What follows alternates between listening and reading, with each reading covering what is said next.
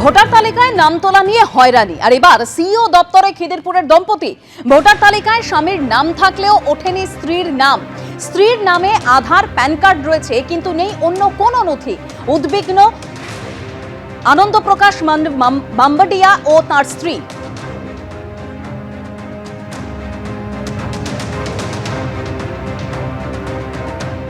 আমাদের যে voter ID card আছে ওয়াইফের, আমার ভোটার আইডি কার্ডের নাম এসে গেছে, আমার বাচ্চার এসে গেছে, ওয়াইফের নাম দিচ্ছে না। এরা কেন আমি নিজেও বুঝতে পারছি না। এরা যখন ফর্ম ফিল আপ করতে বলেছিল, এর বাবার ডিটেল চেয়েছিল, এর মায়ের ডিটেল চেয়েছিল, আর স্পাউসের ডিটেল চেয়েছিল। আমি এদের সবার ডকুমেন্ট দিয়েছি। তারপরে এনার তিনজনের যা এরা সরকার নিজে চেয়েছিল, তার হিসাবে আমি নিজের ডকুমেন্ট ওনাকে সাপোর্টিং ডকুমেন্ট দিয়েছি। কারণ কি ওখানে রিলেটিভ চেয়েছে কিংবা রিলেশন চেয়েছে, তো আমি ওর মধ্যে রিলেটিভে আসছি না রিলেশনে আছি, ও তো সরকার বুঝবে। যেহেতু স্পাউস বলে এখানে কলাম আছে, সরকারের নিজের কলাম আছে, ওটা আমি নিজের পুরো ভরে দিয়েছি। 2002-তে আমার পুরো ডিটেল দিয়েছি, তা সত্ত্বেও ওয়াইফের নাম কেটে দিয়েছে এরা। আমার বার্থ সার্টিফিকেট নেই, পড়াশোনা আমি করিনি, তো সব কিছু নেই আমার কাছে। কিন্তু প্যান কার্ড অবধি করেছে। হ্যাঁ হ্যাঁ, প্যান কার্ড আছে, আধার কার্ড আছে, ভোটার আইডি কার্ড আছে। 95-এ আমি ভোট দিয়েছি, ওটাও আছে আমার কাছে। আগে বিয়ের আগের যে প্যান কার্ড ছিল ওইটাও আছে। আমার বাবার ব্যাংকের পাসবুক আছে, ওইটাও আছে। ওইটা আছে 86। আর এবার পুলিশের বদলি নিয়ে রাজ্যের স্বরাষ্ট্র দপ্তরকে চিঠি দিল সিইও দপ্তর। 15 ফেব্রুয়ারির মধ্যে পুলিশের বদলি ও পোস্টিং সেরে ফেলতে হবে। রাজ্যের স্বরাষ্ট্র সচিবকে চিঠি দিয়ে জানালো সিইও দপ্তর। স্বরাষ্ট্র সচিবকে চিঠি অ্যাডিশনাল চিফ ইলেকটোরাল অফিসারের।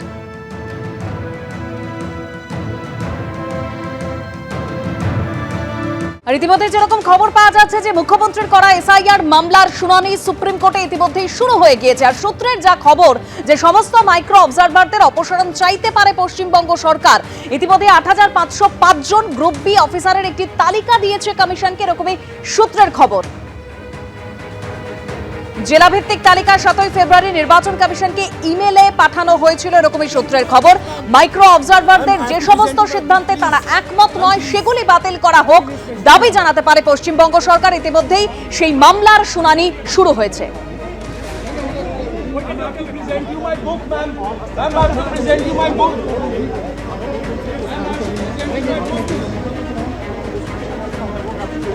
मैम कुछ कहना चाहेंगी मैम?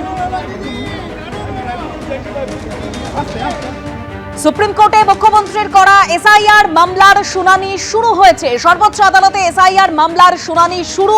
৮৫০৫ জন গ্রুপ বি অফিসারকে ছাড়তে প্রস্তুত কমিশনকে জানিয়েছে রাজ্য, এরকমই সূত্রের খবর। বিজেপি শাসিত রাজ্য থেকে মাইক্রো অবজারভার ও রোল অবজারভার নিয়োগ বুধবারের শুনানিতে নাম কাটার চক্রান্তের অভিযোগ করেছিলেন মুখ্যমন্ত্রী মমতা বন্দ্যোপাধ্যায়। আজকে তার করা মামলার শুনানি ইতিমধ্যেই সর্বোচ্চ আদালতে শুরু হয়েছে।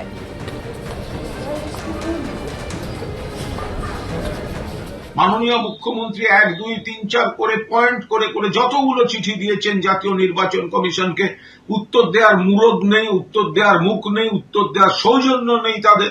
মাননীয় মুখ্যমন্ত্রী নিজে সুপ্রিম কোর্টে মাননীয় প্রধান বিচারপতির এজলাসে অ্যাপিয়ার করে সওয়াল করে সমস্ত কটি পয়েন্ট কার্যত সবই এর আগের রায়তে এবং সেদিনকার রায়তেও মান্যতা দিয়েছেন এবং নির্বাচন কমিশনকে সমস্ত যা যা বলার বলেছেন আগের দিনই।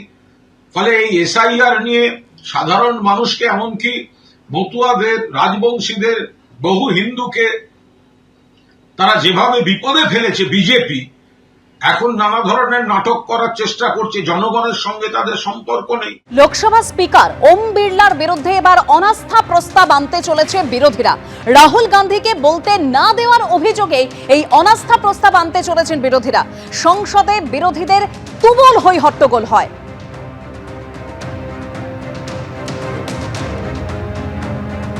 লোকসভা স্পিকারের বিরুদ্ধে অনাস্থা প্রস্তাবে তোড়জোড় বিরোধীদের। অনাস্থা প্রস্তাবকে সমর্থন করবে তৃণমূল, নীরব অভিষেক বন্দ্যোপাধ্যায়।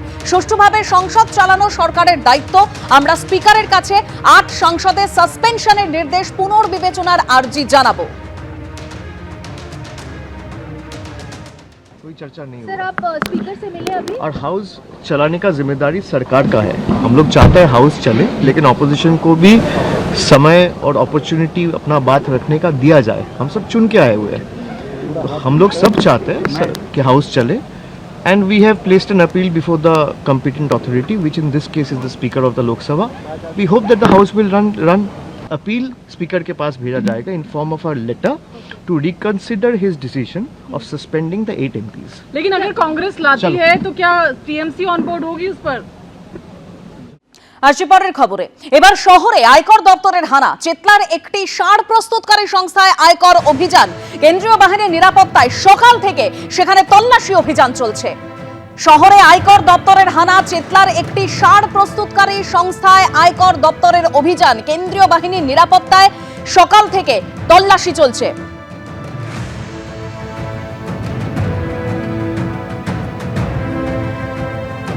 শহরে আয়কর দপ্তরের হানা, যেরকম খবর পাওয়া যাচ্ছে চেতলার একটি সার প্রস্তুতকারী সংস্থায় এই আয়কর দপ্তরের অভিযান, সকাল থেকে অভিযান চলছে কেন্দ্রীয় বাহিনীর নিরাপত্তায়। ঠিক কি খবর রয়েছে, কি তথ্য রয়েছে আমরা জানবো আমাদের প্রতিনিধি অর্ণব মুখোপাধ্যায়ের কাছ থেকে। অর্ণব, দেখো, যেমনটা জানা যাচ্ছে চেতলায় অন্তত দুটি অঞ্চলে এই আয়কর দপ্তরের অভিযান চলছে এবং তার মধ্যে হচ্ছে একটি চেতলা রোডের ওপরেই একটি কোম্পানি রয়েছে, যেমনটা জানা যাচ্ছে যে সার প্রস্তুতকারী সংস্থা, এবং সেখানে এদিন ভোরবেলা থেকে ইনকাম ট্যাক্স ডিপার্টমেন্টের একটি টিম তারা এসছে, সঙ্গে কেন্দ্রীয় বাহিনীও রয়েছে। আমরা যেরকম ভাবে দেখতে পাচ্ছিলাম যে এই যে গেট রয়েছে, এই গেট দিয়ে ঢুকলে কেন্দ্রীয় বাহিনীরও দেখা পাওয়া যাচ্ছিল, এবং সকাল থেকেই একদম প্রায় যেটা জানা যাচ্ছে প্রায় 7টা এরকম নাগাদ থেকে শুরু হয়েছে এই অভিযান, এবং এখনো অবধি তাদের টিম এখানে এই অভিযান চালাচ্ছে। তাদের টিম এখানে এই অভিযান চালাচ্ছে। কি বিষয় কি রয়েছে সেগুলো এখনো জানা যায়নি, কিন্তু কেন্দ্রীয় বাহিনীর যারা রয়েছেন তারা ভিতরে রয়েছেন, এবং এখনো অবধি এই সার প্রস্তুতকারী সংস্থা ছাড়াও আরও কিছু কোম্পানি রয়েছে এর ভিতরে, এবং সেখানে এই যে ইনকাম ট্যাক্স ডিপার্টমেন্টের যে টিম, সেই টিম কিন্তু এসে ঢুকেছে এবং এখনো অবধি এই অভিযান চলছে। বেশ, ধন্যবাদ অর্ণব। যে তথ্য আপনাদের সামনে তুলে ধরছিলাম, চেতলার একটি সার প্রস্তুতকারী সংস্থায় যেখানে আয়কর দপ্তরের অভিযান চলছে, একেবারে সকাল থেকে সেখানে অভিযান চলছে, কেন্দ্রীয় বাহিনী মোতায়েন রয়েছে, সেই ছবি আপনারা দেখতে পাচ্ছেন। শহরে আয়কর দপ্তরের হানা, চেতলায় একটি সার প্রস্তুতকারী সংস্থায় আয়করের এই অভিযান চলছে।